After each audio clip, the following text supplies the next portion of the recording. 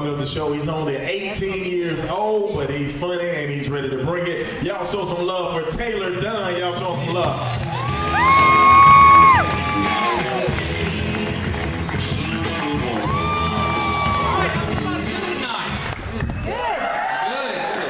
Okay, now I want to thank the owner of the club. He's here with us tonight. And I want to thank him for allowing me to come out and do some stand-up. But I want to make one suggestion, is that change the club to something a little bit more obvious.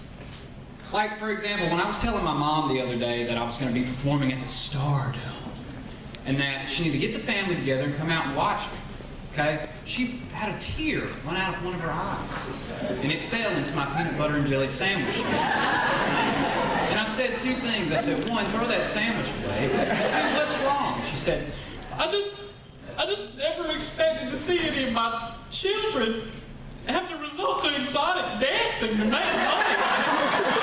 If you need money, baby, just tell me and I'll give you some. No! It's a comedy club, not a strip club. What are you thinking? Nobody would pay to see an 135-pound skeleton clank around on the pole. Marshmallows are tanner than I am. Nobody wants to see this. I can just see it now. Now introducing to the stage, for the first time ever appearing at the Stardome, right out of the Mystery Machine is Shaggy from Scooby-Doo. And the music starts up, Scooby-Doo, and I just hit a sharp heel right as I get to the pole, and my clothes just rip and fall beside me peacefully. It says Zoinks and lights right above my head. Farther with the show, I just want to apologize to everybody here in the audience if my Adam's apple is causing anyone any distress.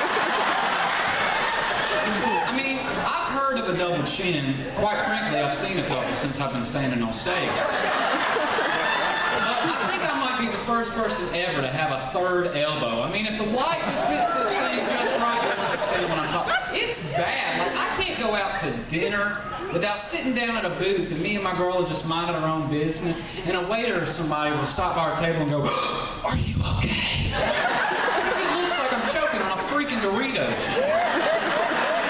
It's so bad. Like, for example, the other night we were going to a party. So, I show up to my girlfriend's house, and I'm looking good, as I always do. And of course, she's not ready. Don't you like these heels I'm wearing? Yes, I like the heels, babe. Do you think we could hurry this up? Like, really? Come on. Taylor? I'm going to wear these heels. And you are going to look for them when it's time to go. Fine. Okay. That's all right. Let's go. So we get to the party, and we're having a good time. And I start to dance. And the thing about me when I dance is I tend to take it a little bit far sometimes. I decided to do the worm. It's a little dead, but I resurrected it. And this turned out to be a terrible idea because I punched all kinds of holes in the floor with my sharp-ass Adam's apple. My girlfriend wearing those heels that she just had to wear comes following me out. All right, babe, where'd your partner? How did all these holes get in the floor? I don't know what it is. I feel like when I hit puberty, all of the testosterone in my entire body got trapped right here. There's not a hair or a bit of masculinity anywhere on my entire exterior. And it sucks because this year I'm starting college. And, I'm taking one of my new classes in college. We've had to read a book. We've had to read The Hunger Games.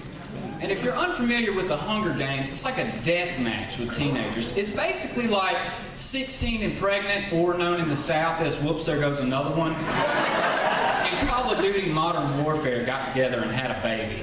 No pun intended. And, I was really looking into it, and I thought, how unrealistic this would be if it happened in real life, if they really broadcast that on TV. There'd be a bunch of teenagers out in the woods on their iPhones, texting.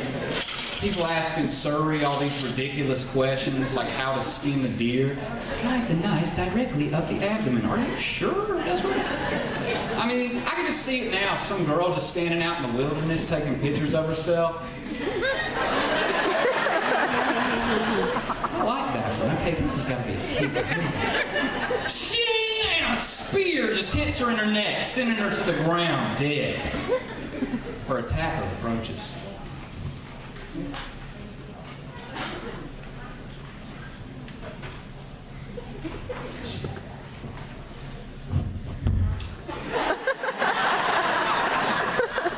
Yeah, I got a lot of likes on Instagram. But as he said, you know, I just turned 18 this year, so now I'm legally allowed to vote. And, you know, I really got into the elections this year. I really wanted to know who I was voting for, so I really got into the debates.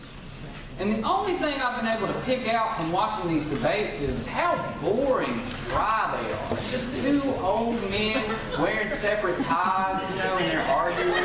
Some 95-year-old Mr. Rogers-looking mediator, Governor Romney, if you could please state your Nobody wants to hear that.